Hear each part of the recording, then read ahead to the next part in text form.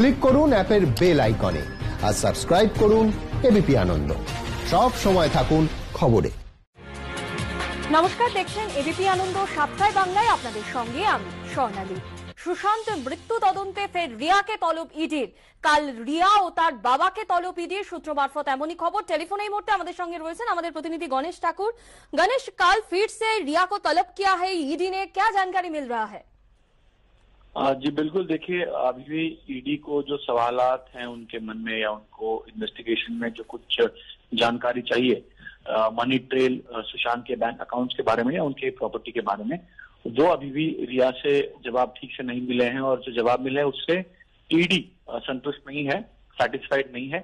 इस वजह से दोबारा से बुलाया गया है। और जो अब तक जानकारी उनके सीए से, शौविक चक्रवर्ती से, जो आज दिन भर, कल 18 घंटे उनसे पूछताछ हुई, उनके द्वारा दिए गए जवाबों को भी रिया से उस पर सवाल पूछे जाएंगे और कोराबोरेट किया जाएगा कि आखिर दोनों के जवाब मिलते जुलते हैं या नहीं, कोई डिस्क्रिपेंसीज है क्या उसमें, और उसको काउंटर करने की कोशिश ईडी कर रही है। देखिए, मनी ट्रेल या ईडी का इन्वेस्टिगेशन ऐसे ही होता है। ईडी एक क्वेश्चनर देती है आरोपी को और उनको कहती है कि ये आपके सवाल हैं, ये क्वेश्चन हैं, आप इसका जवाब आंसर दे दीजिए।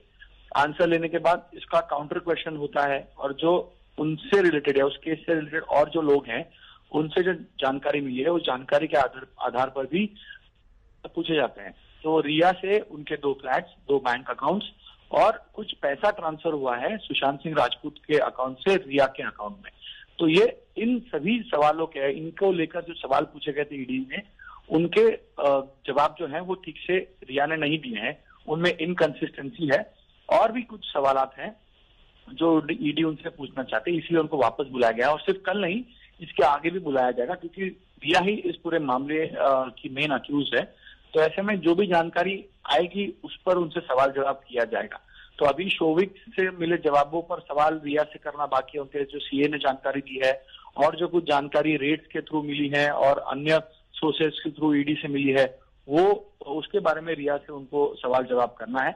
तो इसीलिए कल रिया को बुलाया। और सिर्फ रिया नहीं, तो उनके पिता इंद्रजीत चक्रवर्ती और उनके परिवार के अन्य लोगों को भी बुलाया गया है। उनके सीए से भी दोबारा पूछताछ होगी। सिद्धार्थ पिटानी, जो सुशांत के दोस्त उनके साथ रहते थे, उनको भी इस हफ्ते में समन्स भेजा गया है इंक्वायरी के लिए।